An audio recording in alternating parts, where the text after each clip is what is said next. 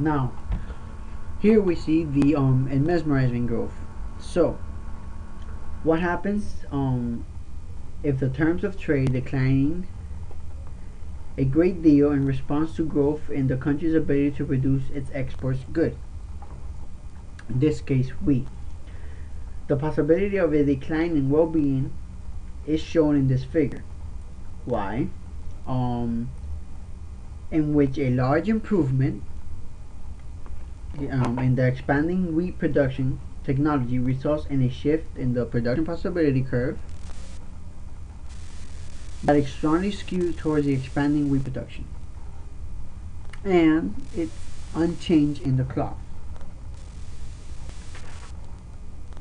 Mesmerizing growth, for those of you who don't know, is the possibility of growth that expands the country's willingness to trade can result in such a large decline in the country's terms of trade that the country is worse off.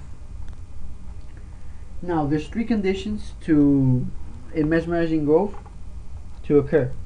The first one being the country's growth must be strongly biased towards expanding the country's supply of exports, as we see here, and the increase in export supply must be large enough to have a noticeable impact on the world prices. So it has to be a large country, it cannot be a small country. The foreign demand for the country's export must be price inelastic, so that an expansion in the country's export supply leads to a large drop in the international price of the export product.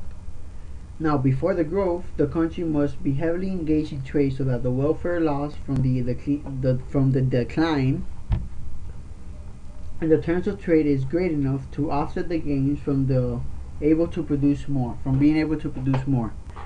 So in this graph, the growth is largely skewed towards the wheat.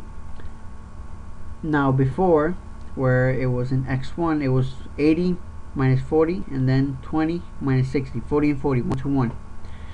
But as it was skewed extremely to the wheat and none to the cloth, it actually made the terms of trade worse off.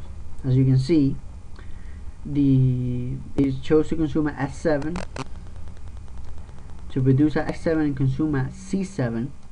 So you can see the trade line or consumption line or price line, whatever you want to call it, is actually the indifference curve of C7 is actually below the indifference curve of the original trade pattern,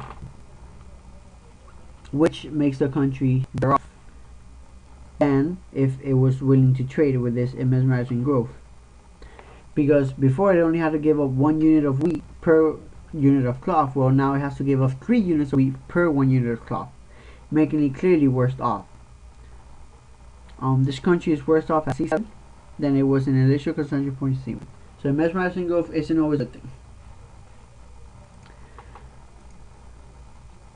Now, the mesmerizing growth, as we said, the country's growth is strongly biased toward the expanding export sector. Now, as you can see, the more inelastic you can say the production possibility curve is, the less willingness to trade it will have. Foreign demand for the country's exportable good is price inelastic, and before growth could occur, the country was heavily engaged in trade. So it was really good in trading. It had a 1-to-1 ratio, and it traded 40 per 40 units of cloth. Now, this is a good statement. A country whose export composition is widely diversified is less likely to experience mesmerizing growth, since you're getting both of both goods. Like a terms of trade of 2 wheat per 2 cloth, or 1/3 of wheat per 2 units of cloth, will be excellent, because you're just importing less wheat per more units of cloth.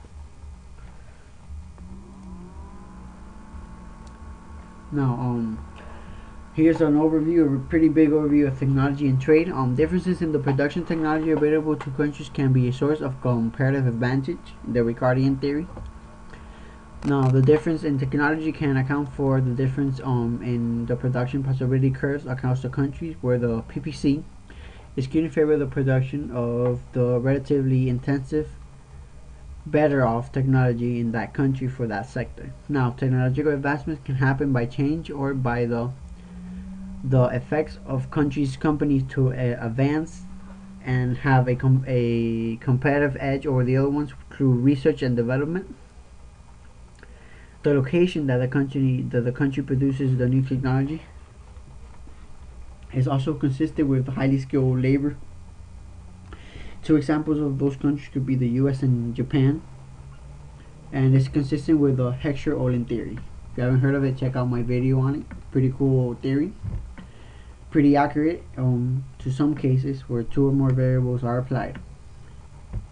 Now, because technology is easily spread through the world, this question arises: how does the diffusion of technology impact the world? Now, the one theory addresses the issue of product cycle hypothesis. Now, the product cycle hypothesis states that the first it was stated by Raymond Vernon and explains why technology is first very scarce in the world, and a country takes advantage of having that technology to being widely distributed throughout the country, and the country who actually made the technology is at the forend of it in time, as cheaper labor can produce the technology even cheaper and sell it cheaper. Now, according to this model, the introduction of a new product usually requires highly skilled labor. As a product matures and acquires mass acceptance, its production becomes standardized, requiring only unskilled labor. That's what happens with Japan, Taiwan, and all those countries which copy our technology and copy Japan's technology, then sell it for cheaper. The competitive advantage then shifts from the nation that introduced the product to the nation with the cheaper labor, China. Now, many exports of the U.S. involve the continuous introduction of new products, and immediately after World War II, the U.S. dominated the world market in radios, based on the vacuum tubes developed in the U.S. A few years later, Japan copied it. They made it cheaper. They beat the U.S. with cheaper wages. Now, the U.S. recaptured the technology leadership with the development of the transistors, but again, in a few years, experts were going out with the transistors. Japan people, they took it apart. They found ways of making it cheaper, producing it cheaper, and selling it cheaper, and also beat the U.S. Now, the cheap producers of high technology products are now Korea, Taiwan, Singapore, and China.